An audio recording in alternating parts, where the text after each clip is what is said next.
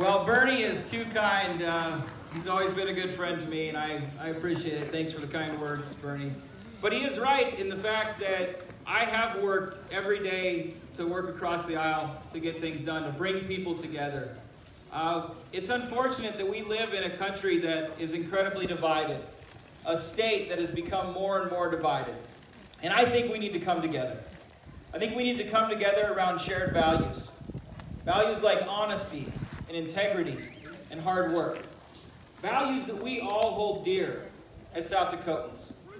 Values that I learned growing up on our family ranch, where you worked hard till the job got done. You never quit.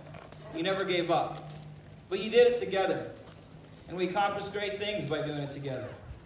Also in the branding pen, where I was never asked whether I was a Democrat or Republican.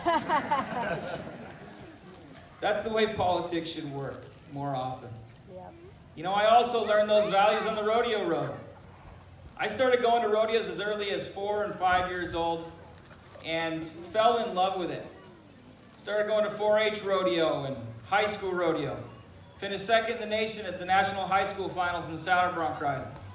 Created a huge opportunity for me. University of Wyoming rodeo coach was there and offered me a full ride. I went to college there, had a good college career. One thing that's unique about rodeo is you can rodeo professionally and in college at the same time. So while I was getting my degree in business finance, I was college rodeoing professionally, and I really had my life planned out. I knew how I was going to go. I was going to make it to the NFR and be a world champion saddle bronc rider. That was my plan. But as so often happens in life, sometimes your plan doesn't go the way you thought it would. 11 years ago on October 4th, which was just a couple days ago, I was at the Badlands Circuit Finals in Minot, North Dakota. The horse I had drawn was Ruby. I'd won the Clear Lake Rodeo earlier in the year on Ruby, was excited to have her drawn. I'd won the Circuit Finals the year before. Well, Ruby had a bad day. She flipped over on me in the chute, shattered 2 vertebrae, had spinal cord damage, was instantly paralyzed from the waist down. Pretty stark moment in my life when I was told not only would you never rodeo again, but you'll probably never walk again. And as I think back on that time, I asked myself how I made it through it. And there were a couple things. My faith was a big part of that. But also the people that surrounded me. My friends and my family. My mom and dad. Probably took it harder than I did. My wife, Kelsey, who's here with us today. At the time, we were only together for about 2 weeks. And she stuck with me through everything. She's been my rock. And now we have a 2-year-old son named Liam, who is the light of our life, and I'm pretty confident he's going to get us some votes come November 6th. But because of all the people that invested in me, it awakened in me something I didn't know I had. And it was a service over self mentality, a need to give back for something bigger than myself. So I finished my degree and came home. Went to work at our local community bank. Was looking for any opportunity to give back so that when one door closes, another one opens. And I got asked to run for the legislature in 2010. I thought, why not? I won that election. I won in 2012. And the last 2 cycles, I haven't had an opponent. And as a Democrat in a Republican district, that's not very common. But I point that out not to point out party affiliation, but to point out that I have truly worked to reach across the aisle every day during my time in Pierre. But talking about it for me wasn't enough. I wanted to show South Dakota that I meant what I say.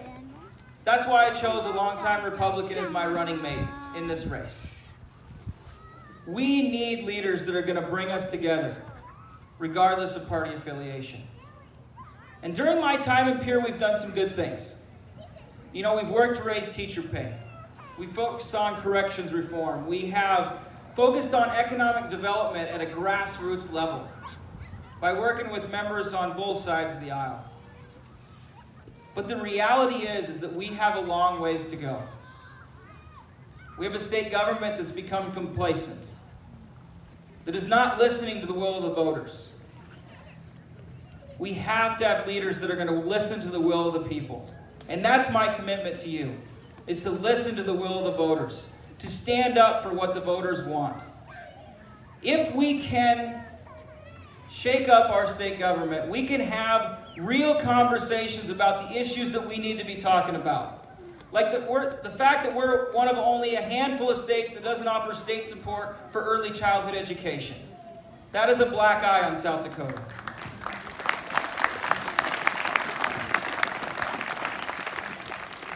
The fact that we used to have the second lowest tuition rates in our region and now they're the second highest.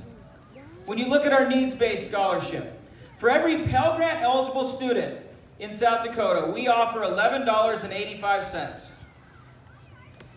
Minnesota offers $1,600. Wyoming, $2,500. We have a workforce shortage. We have an affordable housing shortage.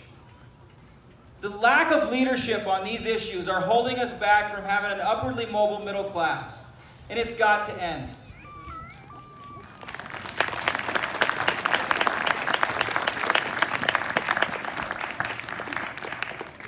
The status quo and politics as usual are holding us back from working to have a stronger South Dakota.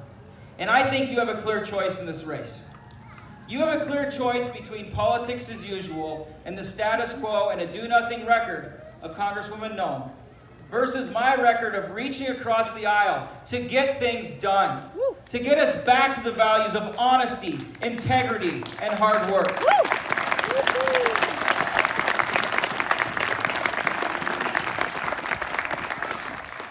We have a lot of great resources in South Dakota, both natural resources and man-made resources that we should all be proud of. But our greatest resource is our people, our kids, and our grandkids. They're the future of this state. And that's what I'm fighting for. That's what we're all fighting for in this race. You know, I think about the future and I think about my son Liam. And I look into his eyes and see how bright our future is. And you all see it in your kids and grandkids as well. That we want to leave a better South Dakota for our kids and our grandkids. But I can't do any of this alone. I need your help. I need your vote. I need your time, your talent, and your treasure like you've never given before. Because this is going to be a fight. But it's a good thing you're betting on a fighter. Yeah.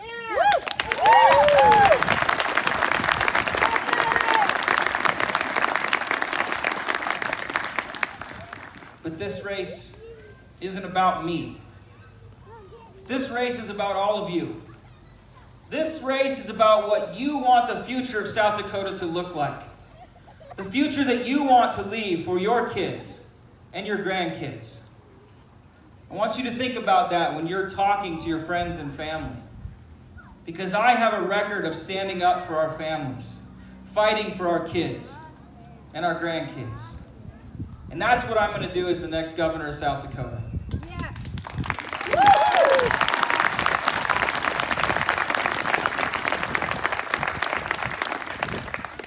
Because this is about our future. And when I think about October 4th of 2007, that fateful day, I didn't know what my future held. But I'll tell you this, I wouldn't change a thing. I wouldn't change a thing because of what I know now. What I know now is I'm married to my best friend, Kelsey. What I know now is that we have our beautiful son, Liam. What I know now is I've got to serve this great state for the last 8 years. And what I know now is that with your help, we will win this race, and I will be the next governor of South Dakota. Yeah. Thank you for coming.